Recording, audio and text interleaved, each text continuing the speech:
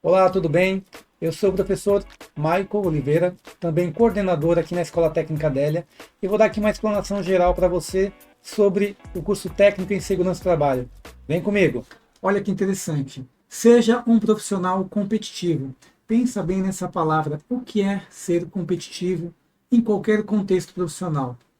Para você que pensa em ser um técnico de segurança do trabalho, é importante que você tenha em mente qual é o papel do técnico de segurança do trabalho. Acompanhe aqui na imagem. Nós temos as empresas, ok? E não importa qual é o segmento.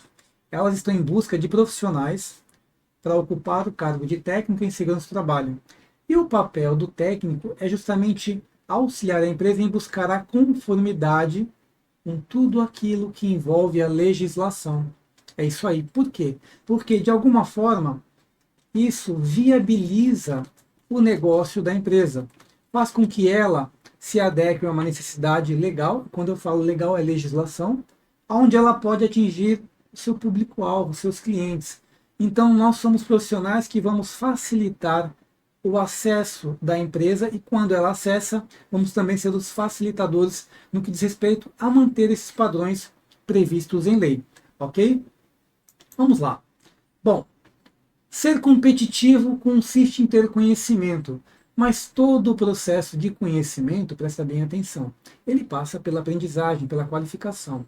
Ok? Então, eu enumerei aqui 5 tópicos, mas é claro que não se limita a isso. Ok? Mas aqui é a essência daquilo que é próprio para você ser competitivo. E, é claro, no aspecto da segurança do trabalho. Então, o primeiro item, conhecer os fundamentos da saúde e segurança do trabalho. Olha que interessante. Você, como profissional de área, não aquele que fica só no escritório, mas aquele que vai conhecer os trabalhadores, os processos, as dificuldades, ok? Você vai estar muito ligado aqui com um aspecto que envolve a saúde e, é claro, a segurança de um modo geral. Então, você vai saber, dependendo da natureza, da atividade da empresa, que tipo de risco existe naquele local de trabalho, qual é a rotina, quais são os EPIs obrigatórios, justamente para que você possa trabalhar nesse contexto sempre a prevenção. Aqui no item 2, você vai conhecer as NRs, incluindo parte da CLT. Então, nós vamos estudar as NRs da 1 até a 38 e também parte da CLT que envolve a saúde e segurança, que é o capítulo 5º do artigo 154 até o artigo 201. Item 3, conhecer as normas da empresa. Olha que interessante. As normas da empresa têm que estar muito bem alinhadas com as NRs, ok? Também com a CLT e com qualquer outro tipo de instrumento legal, ok? Que vai fazer com que a empresa contemple, abranja no seu processo aquilo que é fator prevenção. Isso é muito importante. E aí você que está envolvido nesse processo, o profissional que vai dar esse suporte técnico. Item 4, dominar os conceitos de perigo e risco. Aqui é um assunto extremamente importante. Por quê? Porque é fundamento. Imagina você diante de um profissional que não consegue diferenciar o que é perigo e o que é risco.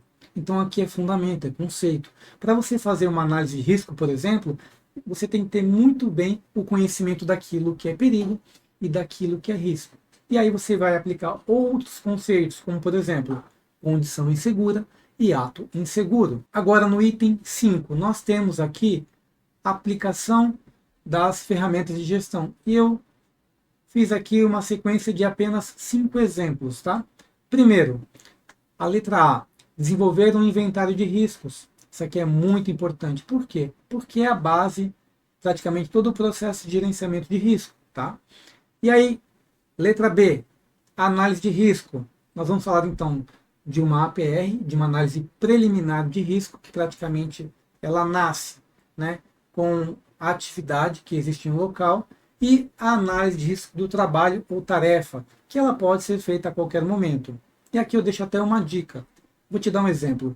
Um profissional que faz manutenção elétrica, ele sempre vai estar exposto ao risco elétrico, ok? Isso faz parte da APR. Porém, como esse profissional ele visita várias áreas e faz manutenção em tomada, ar-condicionado, ventilador, então ele está exposto a outros fatores de riscos. Por quê? Porque muda o cenário. Então, a APR e a ART fazem parte desse contexto de analisar risco. Letra C. Elaborar o mapa de risco. Veja bem que nós tivemos mudança na NR. O mapa de risco ele não é mais obrigatório, mas presta atenção, ele não é obrigatório, mas não é proibido. E didaticamente o mapa de risco ele é muito importante porque você vai conseguir enxergar no layout de uma planta quais são os fatores de riscos. Também existem outras formas, mas você vai conhecer aqui no curso, ok? Letra D. Permissão para trabalho. Como é que eu elaboro uma permissão para trabalho? Qual é o princípio que vai reger essa ferramenta? Então isso aqui é importante porque você vai liberar o acesso. Olha aqui a responsabilidade, né? E por fim, a letra E, saber se comunicar. É importante o profissional de segurança do trabalho saber se comunicar. Por quê? Porque ele o tempo todo ele acaba sendo um porta-voz da empresa naquilo que é segurança, naquilo que é cumprimento de legislação, de norma interna. Passar segurança na informação desperta no colaborador a necessidade de urgência. Isso é importante. Por quê? Porque você vai trabalhar uma informação que vai fazer com que o comportamento dele mude a partir do momento que ele começa a compreender a realidade que ele está vivendo. Isso é muito importante. E agora, o que você vai aprender na Escola Técnica Adélia? Mais uma vez aqui, eu fiz uma relação de informações de tópicos, agora em item 7. E olha só que interessante. Item 1. Conhecer os fundamentos da saúde e segurança do trabalho. É o que eu falei antes. Voltando no slide anterior, conhecer os fundamentos da saúde e segurança. Não tem como esquecer. Por quê? Porque é fundamento. E aí, você trabalha a essência. Trabalhando a essência, você consegue trabalhar os assuntos muito mais complexos, ok? Item 2. Vai conhecer a aplicação das NRs. Como é que eu faço uma análise de risco? Eu considero uma NR, duas, uma combinação delas, é uma NR1, por exemplo, é uma NR23, é uma NR20, uma NR11. Existe essa possibilidade? Então você vai conhecer a aplicação dessas NRs, ok? E elas, por sua vez, estão totalmente conectadas com a CLT. Isso é muito importante. Terceiro, vai conhecer como empregar os conceitos de perigos e riscos. Isso é muito importante. Mais uma vez, falei no slide anterior, perigo e risco é fundamento. Então, olha como é que uma coisa vai puxando a outra. Item 4.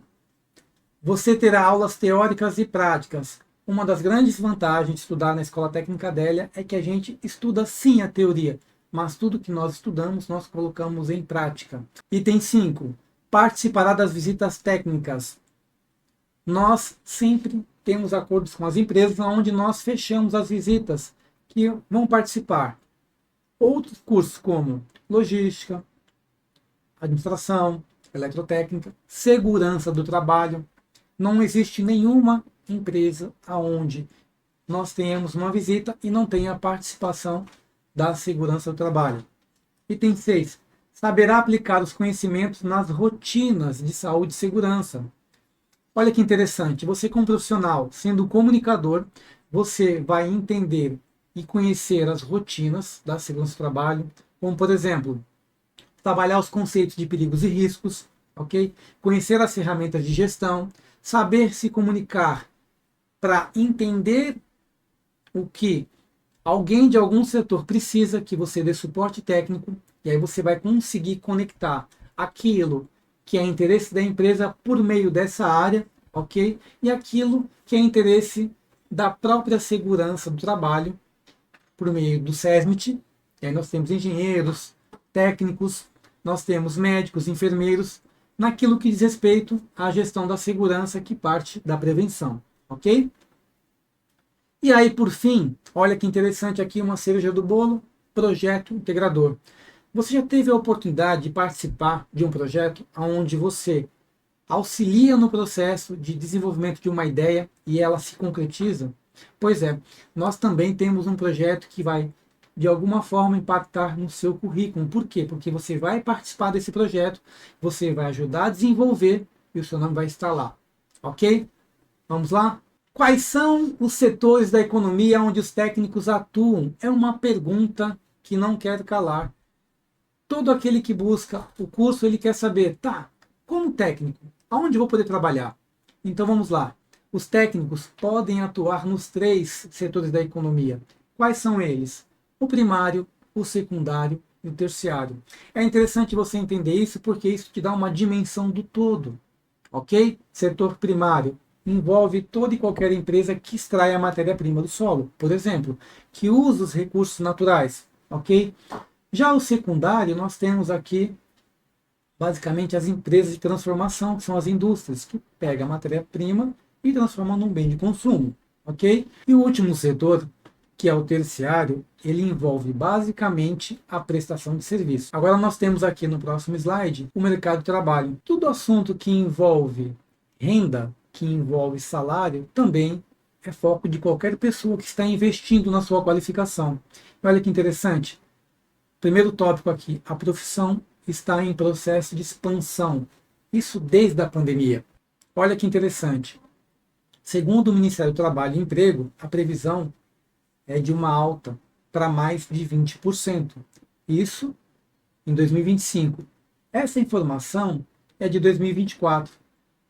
Isso é uma verdade. Se você parar para pensar, nós temos um crescimento imobiliário muito grande. Então, a indústria imobiliária, vamos pensar assim, construção civil, ela precisa de profissional. Por quê? Porque é uma área que tem risco. A movimentação de carga ela é contínua. A exposição no trabalho em altura, ela é uma constante. Ok? Isso é muito importante. Então, você vai ter a oportunidade, por exemplo, quem sabe trabalhar na construção civil. Na indústria não é diferente. Por conta do consumo, da demanda, a produção ela sempre vai em ritmo crescente. Agora faça uma reflexão. Desde a pandemia está em alta. Se você buscar nos anuários estatísticos a movimentação de carga pelos canais portuários, pelas vias, né, portuárias, nenhum porto teve queda. Pelo contrário, o processo de movimentação aumentou. Se o processo de movimentação ele aumenta, isso é um indicador econômico muito positivo, tá? Essa movimentação logística reflete um cenário. Se naquela época houve um aumento, imagina agora. Então, isso só corrobora com a ideia de que realmente o mercado ele está em alta e aí é uma oportunidade muito grande. E agora, é claro, aquilo que você quer saber, né? A questão do salário. Eu estou apresentando aqui 2 fontes, mas claro que não se limita a isso. A primeira dela é da Glassdoor. Veja bem que aqui é um salário médio, tá? De R$ 4.675. Entenda que esse salário ele pode variar para menos ou para mais. Aí na casa dos seus 20 a 30%, ok?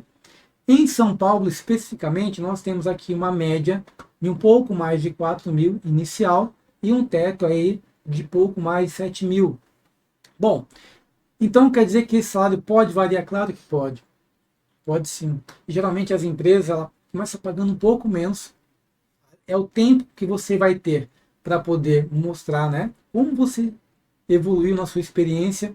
E aí sim, quando você começar a sua carreira, efetivamente, né, passando aquele prazo de experiência, aí que sim você vai ter ali uma gordurinha para poder receber esse aumento salarial já começando no piso. Esses valores, eles variam, é óbvio, mas, por exemplo, uma média salarial de R$ 4.000 e de R$ 7.000 em nível técnico é maior do que muitos outros cargos, outras profissões. Vamos pensar o seguinte, quanto ganha em média, por exemplo, um profissional da saúde técnico, nível técnico? Eu vou dar uma dica aqui, está em torno de R$ 2.200, R$ 2.300. Claro que esse valor também vai variar, mas veja bem que R$ 2.300 é pouca coisa em relação aos 50% que corresponde a R$ 4.000, R$ 4.139. E não vai chegar ao teto de R$ 7.000, mesmo com experiência. Quando chegar em R$ 7.000, você pode ter certeza que o salário do técnico já está passando dos 11, R$ 12.000. Porque realmente existe aí uma diferença muito grande. Agora, quando nós falamos em renda, vamos pensar outra coisa. Se aqui é uma média salarial de início e teto, você também pode investir em outro setor, que é da educação, por exemplo. Você pode investir, criar sua empresa em divulgar o seu produto, como, por exemplo, ser aí um palestrante, ok? Você pode ser um consultor. Você pode investir em treinamento. E aí, a possibilidade de ganhos, ela triplica, quadriplica, mas vai depender muito de você, ok? Bom, continuando. Qual é o pré-requisito para ser TST, professor? Somente com o curso técnico de segurança do trabalho concluído é possível.